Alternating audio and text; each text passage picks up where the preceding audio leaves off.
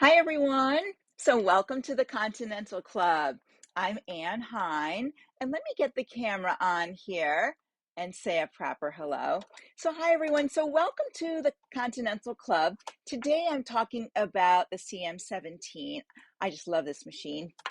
And I wanted to show you some, maybe they're like hidden gems, hidden features. They're my favorite things, those kinds of things on the machine. I think they're there, but they might get overlooked.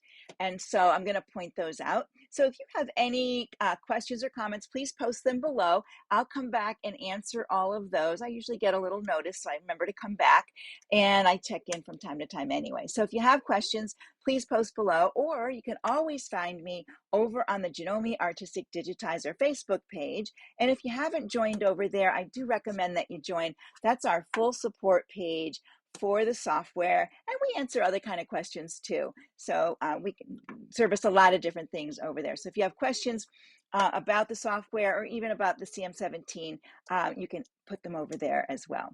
All right, so let me get started. I'm going to put my camera on, and I'm going to be on the screen of the machine. So let me get there and we'll go from there.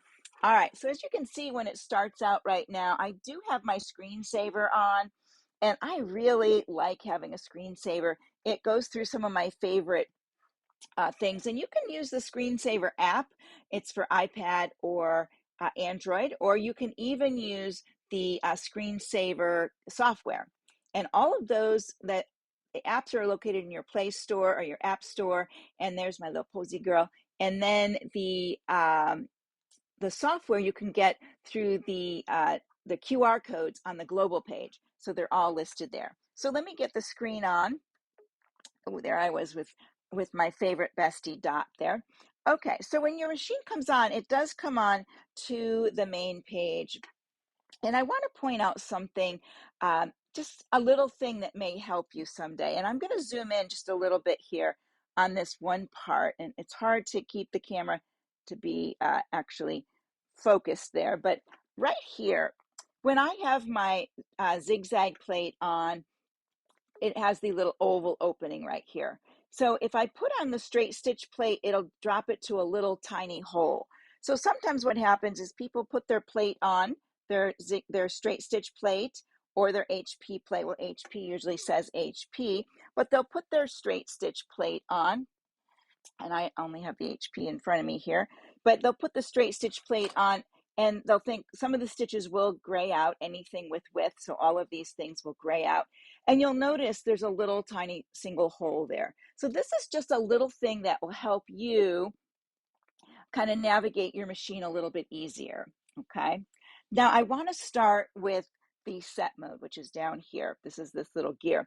So one of the things the machine has, when you go into your set mode, you have, and I'll make sure I come out just enough so we can see everything. There we go. You have things that are for the machine itself, for the sewing side, and for the embroidery side. Of course, your Wi-Fi connection, and then your language over here. Excuse me. So we're going to look at the machine only things for just a moment.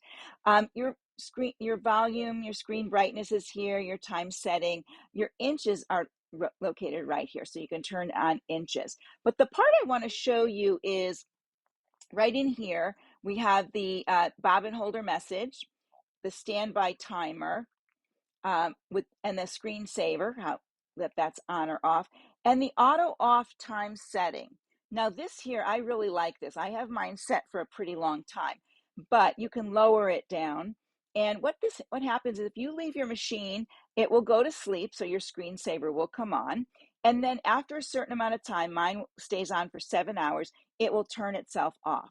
So you can set it for, 2 hours or, an hour, whatever you'd like here by using the little minus or the plus. And then if your machine is on and you leave your room, it's going to turn off after that amount of time. The other thing is you do have and I have some of my lights turned off for this reason. We do have under the sewing side, I believe, you do have a resume mode. And I turn that on, and the one in my embroidery is on as well. So if my machine goes off and I have something on the screen, it will open up back to that and ask me if I want that. okay? The other thing that's here is this favorite stitch adjustment right here, and I like that to be turned on, and I'm going to show you that.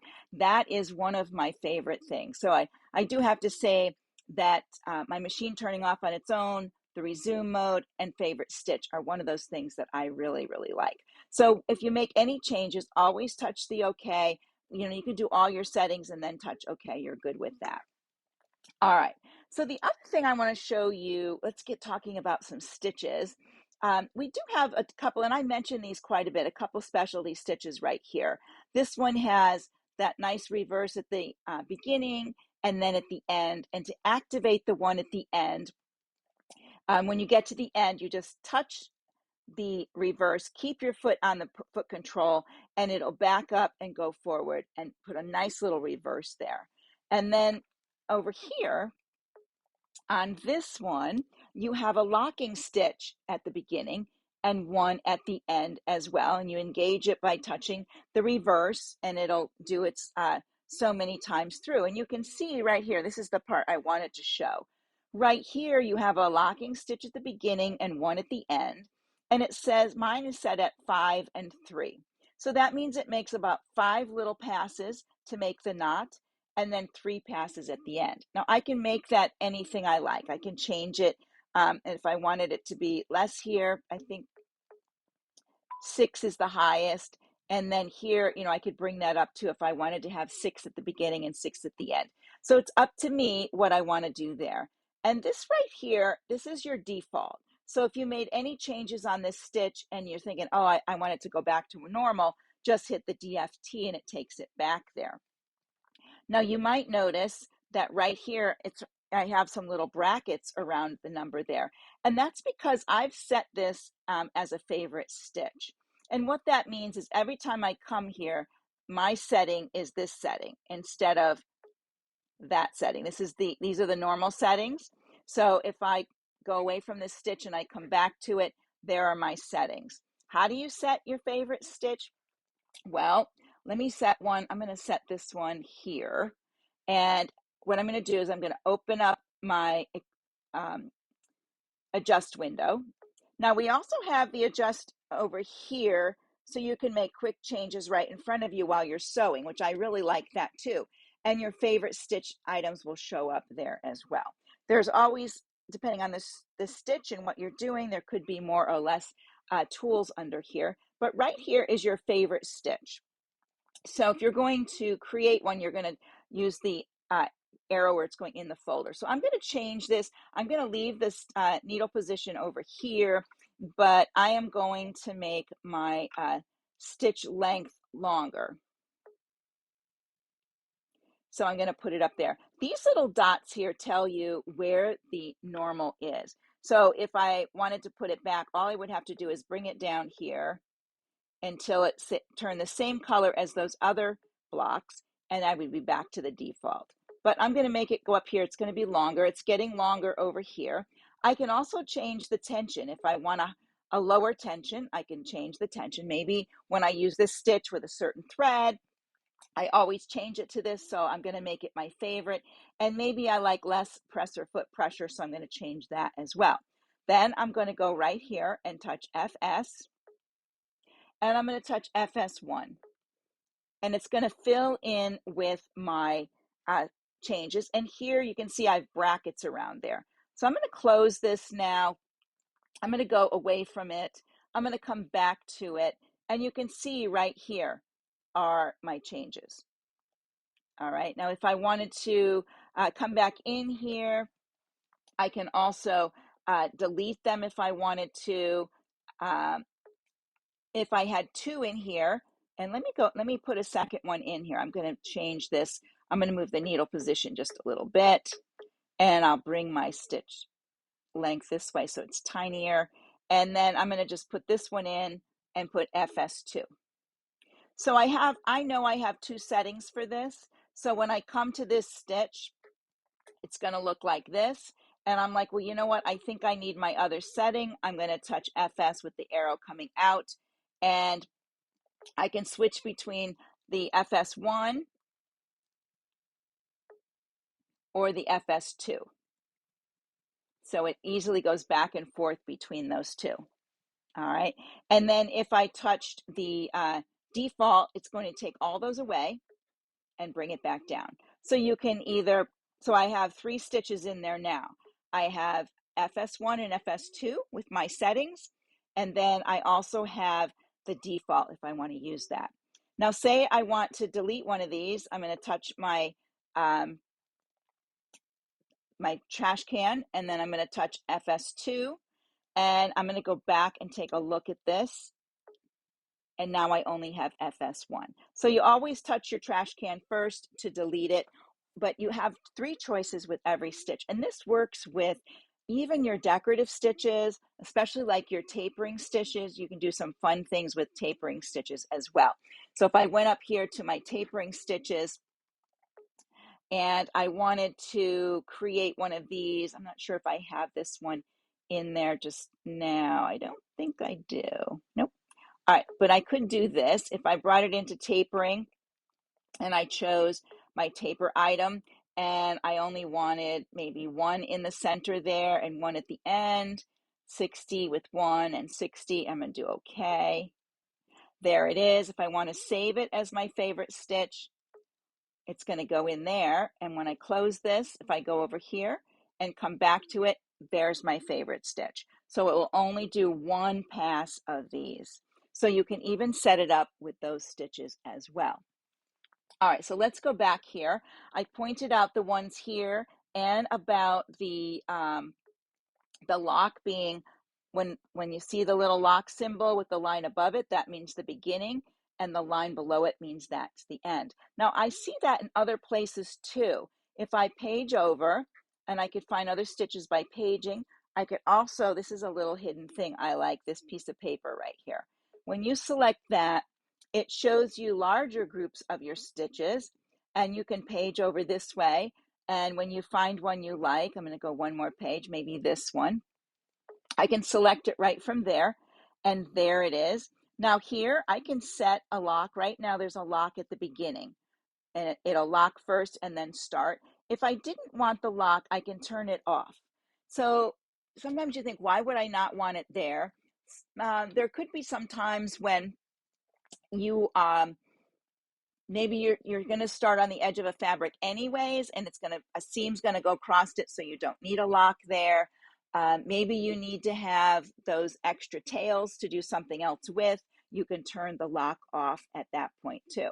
Now to see that, actually, you have to turn the speed down on your machine very, very slow, so you can see it making the little lock stitch before it starts into the stitch. You hardly even notice it if it's on or if it's off, but that's how you can test it. So typically it's on, and then you would make changes from there. This is a little spacer, and this is a programmed lock stitch. So if I wanted to just have a lock stitch there, which I don't, I can pick a stitch here. If I go into my pattern stitches, once I get in here, if I pick a stitch and I want to do a second one of a different stitch, but I want to put a lock at the end of it, or maybe a space between stitches, I could touch there to get a space, and then maybe I want to put that stitch in again, or a similar one, and then maybe this one again.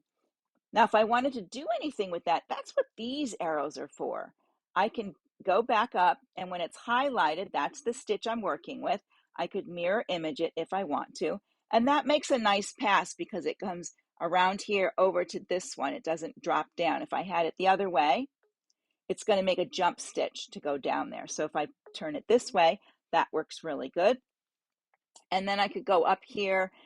Maybe I want to add a stitch before this one.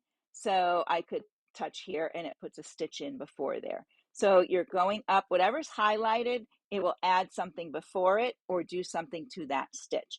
Even deleting right down here, I could delete it with my trash can. This little item right here, when you turn on, oh, let me get out of there. When you turn on your program stitch right here, this is programming.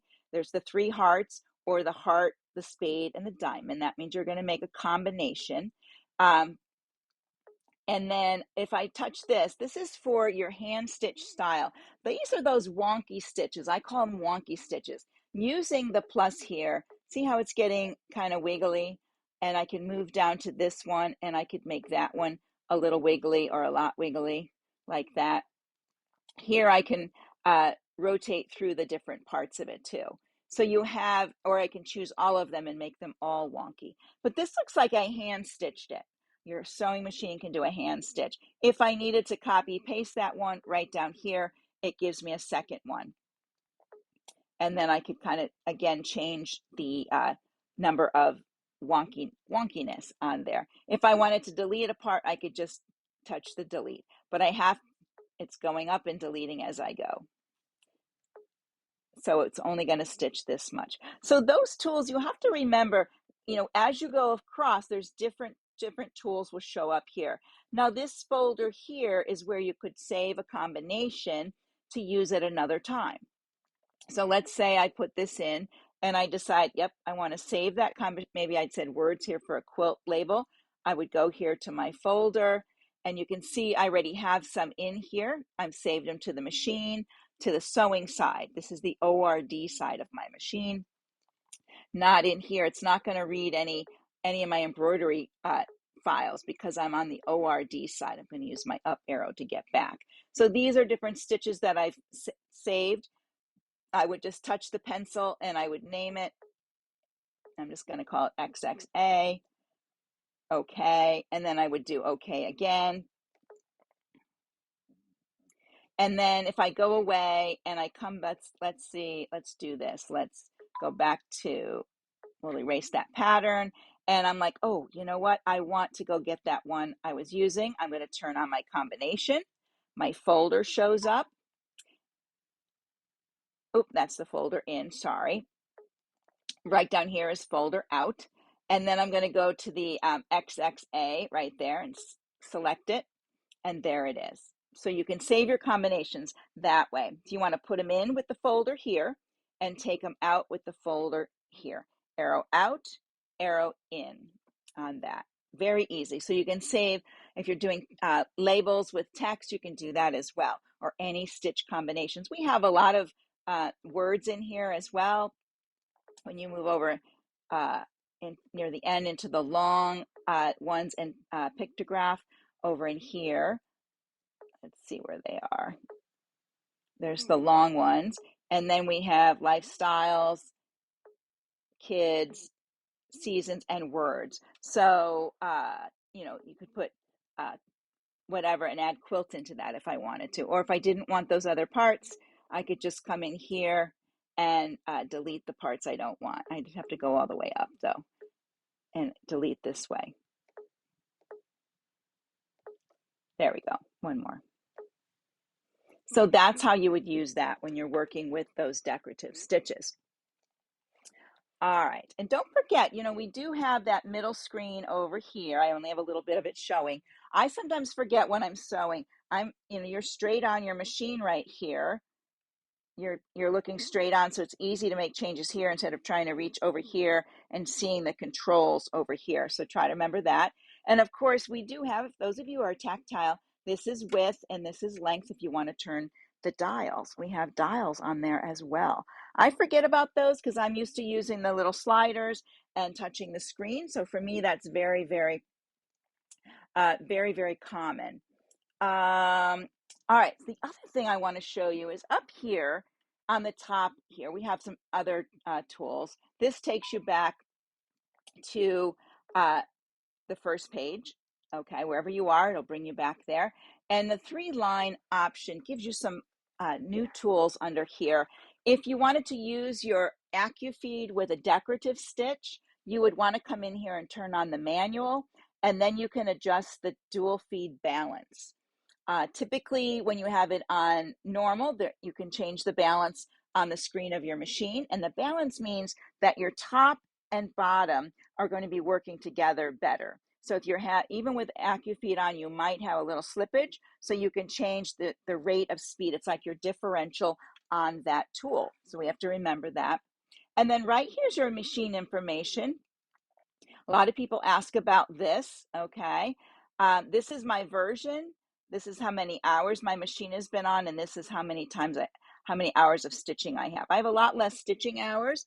My machine is on a lot of the time, like right now, when I do videos and things like that, or I have it behind me while videos are on. So I have a high time on mine, and my stitch time is probably a little lower. I have other machines I stitch on as well. All right, and you all should be at version 2 at this point.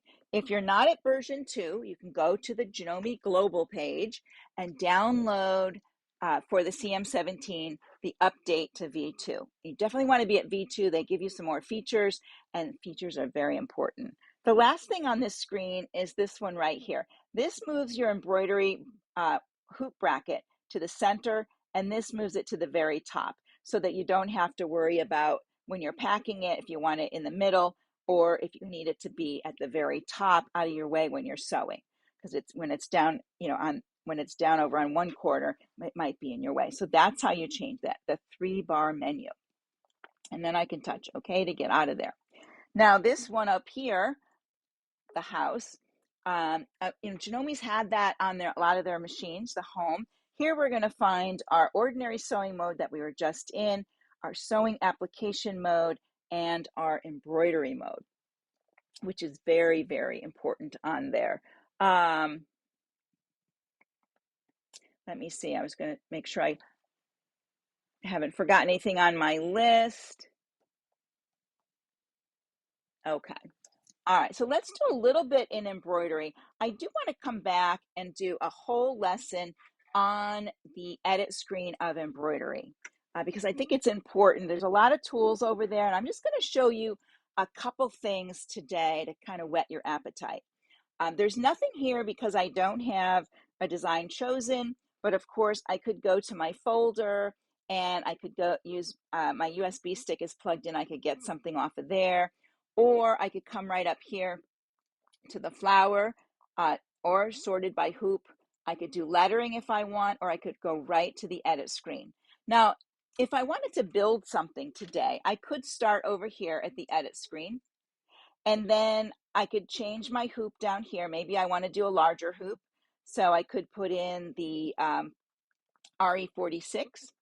So it changed to there. And now if I want to design, all I have to do, go to my folder, or I could go to any of these tabs up here. So I'm going to start with the flower, with the different categories of designs. And I've just chosen category 5 and I'm going to, or 4, and I'm going to pick the little Cupid doll here.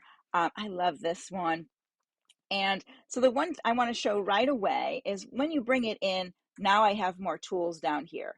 And more things you bring in, you get additional tools as you go. Copy paste right here is very important. If you copy paste, you only, and now I have extra tools, I can see more tools, but I don't see my copy because it copies right on itself. So once you do a copy, either use your arrow key to move it over, or you can use your finger or cursor to put it like that. Okay, so I'm actually going to put it in this corner because I don't really need it, but I want to leave it up there for just a little bit for something else. All right, the other thing, so that's the copy paste. And I always find that people forget how to use that, or they copy too many times and they say, oh, my design keeps stitching on top of itself. It's supposed to be 8 colors, now it's 24 colors. And like, well, yeah, because there's like 3 designs on top of itself. So let's go and add some lettering to this because there'll be some more tools that are going to come over here, and I can show you some fun things in lettering. Of course, we have all these different types of fonts in here. All right, there's quite a few. But what I like are over here when we get to border and normal sew. Those are some of my favorite little designs. So we're going to go to border. These are border designs. And there's some of the designs you would find on the sewing side of your machine. I'm just going to bring in this one. And I think I'm going to bring in, let's see, 7 of those. I think it's 7. Yep, there we go. And it'll tell you when you get to too many for the width of that hoop, it'll beep at you so you know. You can use these arrows to move back to make any changes, of course. All right, so if I wanted to put, maybe here I wanted to take that one out, but I wanted to put this one in. So now I have 3 of those. I have that little fleur-de-lis, and I'm just going to put this over here, and I'm good to go. I'm going to touch OK.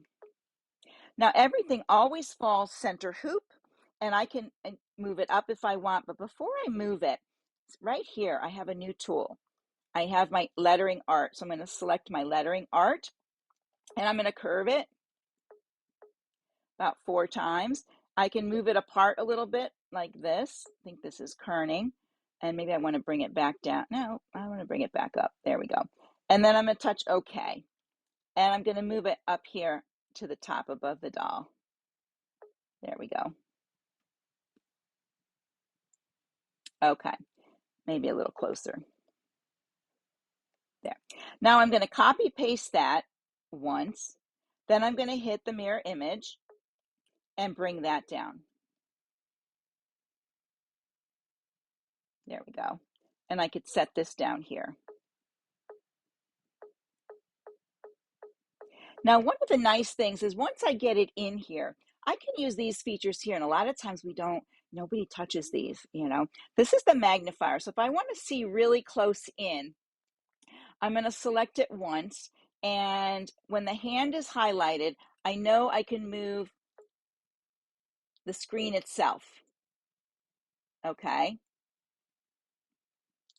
But if I want to move the design, so say I want this one to, let's see, this one is 1, 2, 3 blocks away, and this one I want to be 3 blocks away. I'm going to select the hand, and now I can select this design, and I could use my arrow key and bring it down so it's more in position with what the top one is. There we go. Let me up a little bit.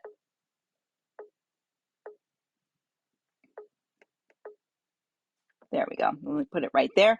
And then I could go back to the regular view, and I can see the regular view now, and my thing is perfectly aligned. So these are helpful in aligning your things.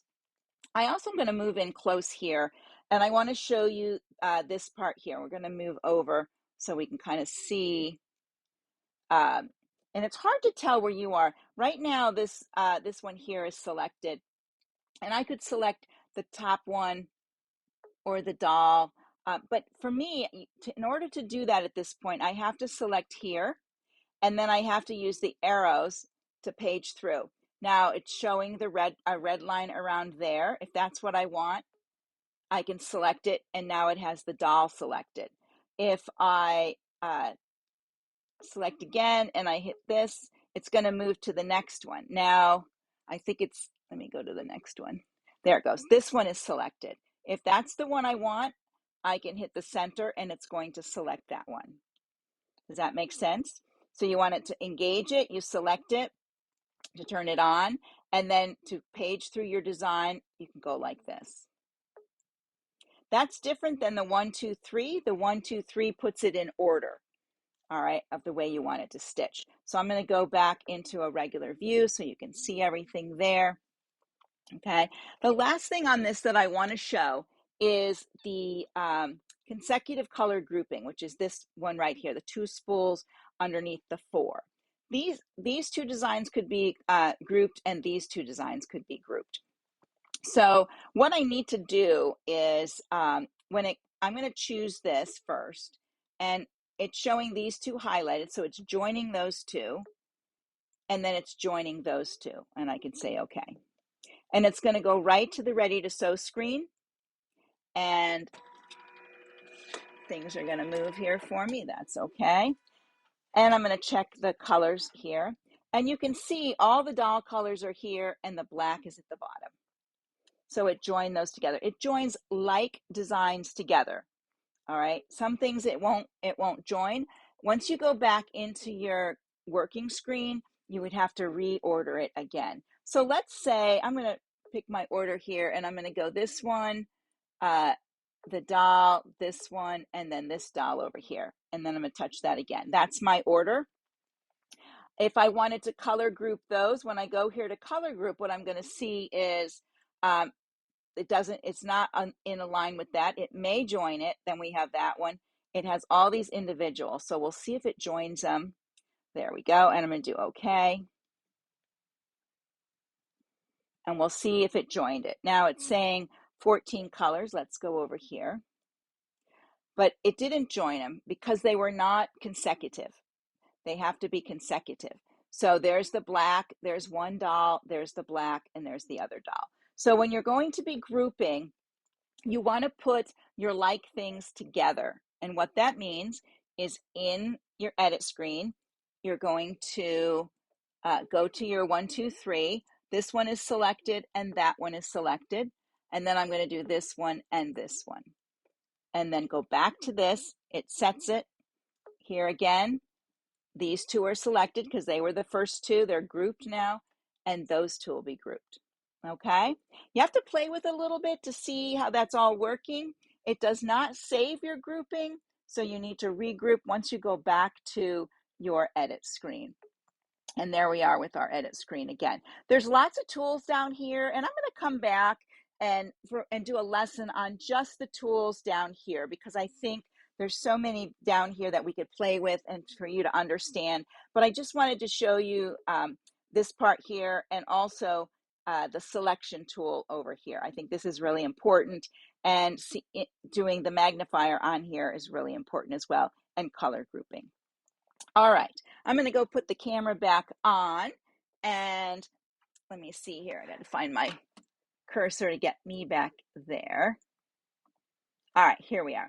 So hopefully that inspires you to create a little bit on the screen of your machine. I find it, sometimes easy. You know me, I love software, and I like to do it on my big screen of my computer. But so there's times I just like to come in here.